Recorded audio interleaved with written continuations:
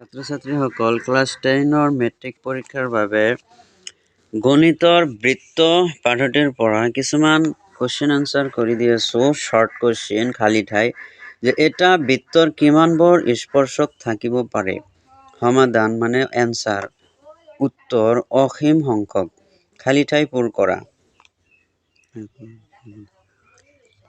এটা বৃত্তৰ স্পৰ্শকে ইয়াক ড্যাশ বিন্দুত ছেদ কৰে। উত্তৰ এটা বৃত্তক দুটা বিন্দুত ছেদ কৰা এডাল ৰেখাক ড্যাশ বলে। বৃত্তৰ ছেদক বলে। এটা বৃত্তৰ ভৰ বেছি ড্যাশ সমান্তৰাল স্পৰ্শক থাকিব পাৰে দুডাল। এটা বৃত্তৰ এডাল স্পৰ্শক আৰু বৃত্তটোৰ উমৈহতীয়া বিন্দুটোক ড্যাশ বলে। স্পৰ্শ বিন্দু 5 সেন্টিমিটাৰ ব্যাসাৰ্ধ যুক্ত এটা বৃত্তৰ এটা বিন্দু পিত টনা এডাল স্পৰ্শক পি কিউ এ কেন্দ্ৰ ওৰ মাজেৰে যোৱা এডাল ৰেখা কিউ বিন্দুত লগ লাগে যাতে অ কিউ ইকুৱেল 12 সেন্টিমিটাৰ। পি কিউৰ দৈৰ্ঘ্য হল 4টাৰ মাজত কোনটা? D 119 centimetre.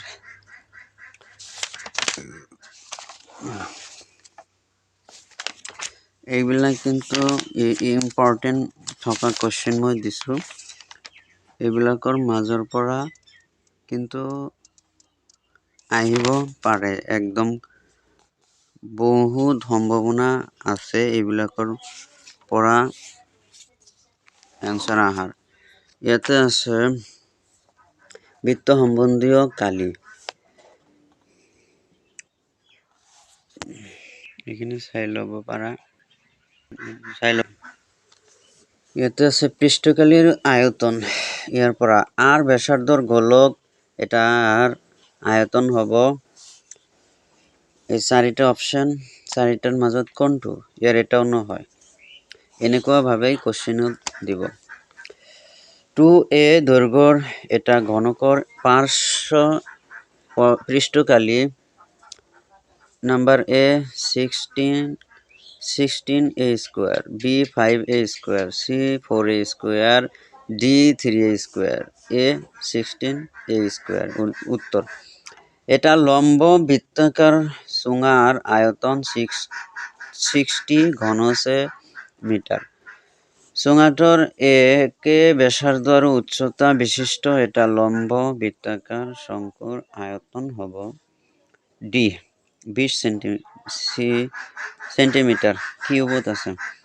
প্ৰত্যেকৰে আয়তন 64 ঘন সেন্টিমিটাৰ বিশিষ্ট দুটা ঘনক মূৰে মূৰে সংযোগ কৰা হল।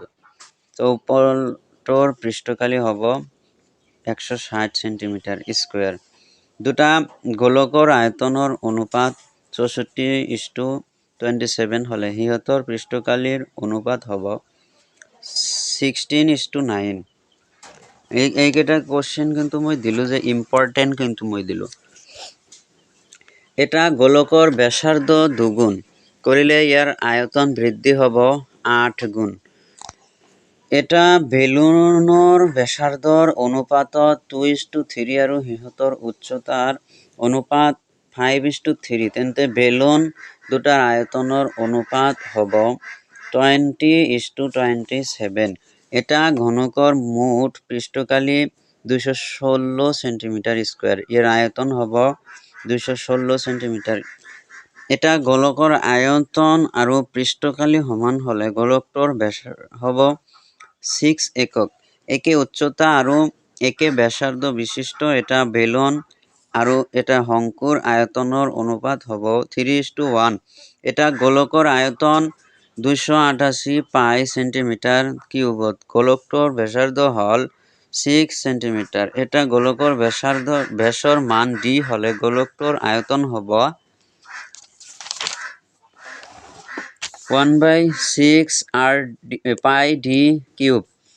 ভালকৈ তোমালোকে এইখিনি চাই যাব পাৰা। ইয়াৰ পিছত আছে পৰিসংখ্যা।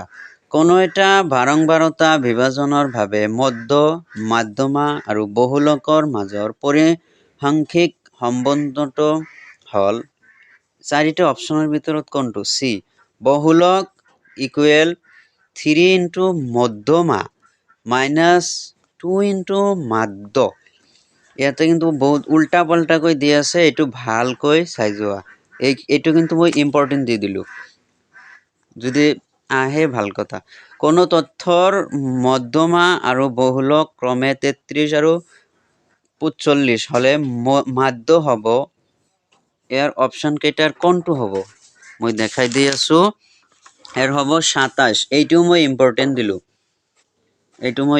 দিলো এটা শ্ৰেণী অন্তৰালৰ উচ্চ সীমা 42.5 আৰু শ্ৰেণী সূচক 40 হলে নিম্ন সীমা হ'ব 37.5 এইটো ইম্পৰ্টেন্ট ধৰিব পাৰা কোন তথ্যৰ মাধ্য আৰু মধ্যমা ক্ৰমে 24 আৰু 25 হলে বহুলক হ'ব 27 ওপৰটো ইম্পৰ্টেন্ট এইটো ইম্পৰ্টেন্ট মই ইম্পৰ্টেন্ট দিলো তলৰ সংখ্যা কেইটাৰ মধ্যমা হ'ব 10 6 2 8 3 8 18 ইয়াৰ ই হ'ব आंसर হ'ব মধ্যমা হ'ব 7 এটাও ইম্পৰ্টেন্ট এটা বেশি ইম্পৰ্টেন্ট দিলে মানে মই এইটো বেশি ইম্পৰ্টেন্ট দিলো 9 জন সদস্যৰ ওজন কিলোগ্ৰামত 15 29 43 13 50 31 20 10 56 মধ্যমা ওজন হ'ব 29 এইটো মই ইম্পৰ্টেন্ট দিলো এই দুইটা বেশি ইম্পৰ্টেন্ট দিলো মই 1357 এই তথ্যবোৰৰ মাধ্য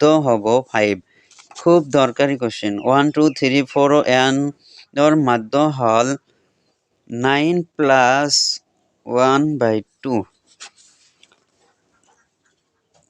এইখিনি চাই যোৱা এই যে এইখিনি এটো এইখিনি চাই যোৱা এখন সম্ভাৱিকাৰ পৰা দিলো মই এটা ইৰ সম্ভাৱিকা পি ই এটা সংখ্যা যাতে এই যে D 0 less than by p e less than by 1 এইটো হ'ব आंसर কোনো এটা ঘটনা ইৰ ভাবে পি ই প্লাস পি ইৰ মান 1 এইবিলাক মই ইম্পৰ্টেন্ট দিলো যদি P E equal a 0 greater than by a greater than by 1 তেন্তে পি ই হ'ব 1 minus a এই যে এখানে आंसर দিয়ে এটা নিশ্চিত ঘটনাৰ সম্ভাৱিকা বিটা 1 এটো মই বেশি ইম্পৰ্টেন্ট দিলো এই কেইটা পাঠৰ পৰা মই ইম্পৰ্টেন্ট দি আছো তলৰ কোনটো এটা ঘটনাৰ সম্ভাৱিকা হ'ব নোৱাৰে 3/2 উল্টা পাল্টা কৈ দিয়ে বহু সময় না এটা বৰ্ণ ইংৰাজী বৰ্ণমালাৰ পৰা যাদৃচ্ছিক ভাৱে লোৱা হল বৰ্ণটো জিৰ পূৰ্বৱৰ্তী বৰ্ণ হোৱা সম্ভাৱিকা হল 3/13 ম্যাথমেটিক্স শব্দটোৰ বৰ্ণকেইটাৰ পৰা স্বৰবৰ্ণ পোৱাৰ সম্ভাৱিতা হ'ব 4/11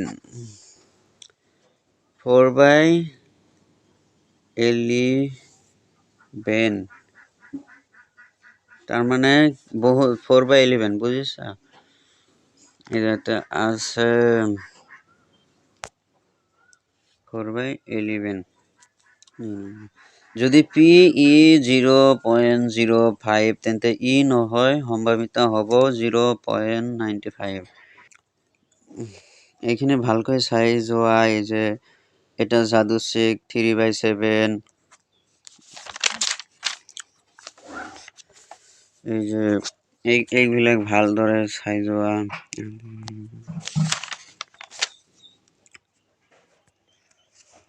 মই পঢ়ি দিয়াৰ সময় নাই বহু দীঘল টাইম গৈ আছে এই যে তোমালোকৰ কাৰণে বহুত দৰকাৰী কোশ্চেন মই দিলো এইবিলাক পঢ়ি যাবা 5 নম্বৰ সহজে আহিব